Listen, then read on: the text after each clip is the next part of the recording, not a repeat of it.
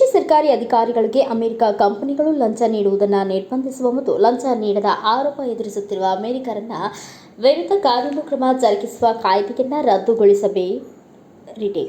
ರದ್ದುಗೊಳಿಸಿ ಅಮೆರಿಕ ಅಧ್ಯಕ್ಷ Donald Trump ಕಾರ್ಯಕಾರಿ ಆದೇಶ ಹೊರಡಿಸಿದ್ದಾರೆ.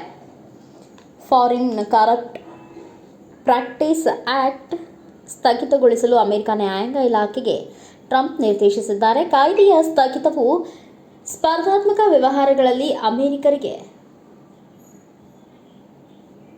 ಹೆಚ್ಚು ಅನುಕೂಲ ಮಾಡಿಕೊಡುತ್ತಿದೆ ಎಂದು ಟ್ರಂಪ್ ಹೇಳಿಕೊಂಡಿದ್ದಾರೆ. ಸುಮಾರು 50ಕ್ಕೂ ಹೆಚ್ಚು ವರ್ಷಗಳಿಂದ ಅಮೆರಿಕದಲ್ಲಿ ಅಸ್ತಿತ್ವದಲ್ಲಿದ್ದ ಕಾನೂನು ಈ ವಿದೇಶಿ ಭ್ರಷ್ಟಾಚಾರ ಚಟುವಟಿಕೆ ಕಾಯ್ದೆ. ಇದು ಅಮೆರಿಕದಲ್ಲಿ ನೋಂದಣಿಯಾದ ಅಮೆರಿಕನ್ ಕಂಪನಿಗಳು, ವ್ಯಕ್ತಿಗಳು ಮತ್ತು ವಿದೇಶಿ ಸಂಸ್ಥೆಗಳು ವ್ಯಾಪಾರ ಒಪ್ಪಂದಗಳನ್ನು ಪಡೆಯಲು ವಿದೇಶಿ ಅಧಿಕಾರಿಗಳಿಗೆ ಲಂಚ ನೀಡುವುದನ್ನು ನಿಷೇಧಿಸುತ್ತದೆ. ವಂಚನೆಯನ್ನು ತಡೆಯುವ ಉದ್ದೇಶದಿಂದ ಕಂಪನಿಗಳು ನಿಖರವಾದ ಹಣಕಾಸು ದಾಖಲೆಗಳನ್ನು ಸಹ ಹೊಂದಿರಬೇಕು ಎಂಬುದನ್ನು ಕಡ್ಡಾಯಗೊಳಿಸುತ್ತದೆ. ವಿಶ್ವದಾದ್ಯಂತ ಪ್ರಮುಖ ಕಾರ್ಪೊರೇಟ್ ತನಿಖೆಗಳಿಗೆ ಆಧಾರವೂ ಆಗಿದೆ.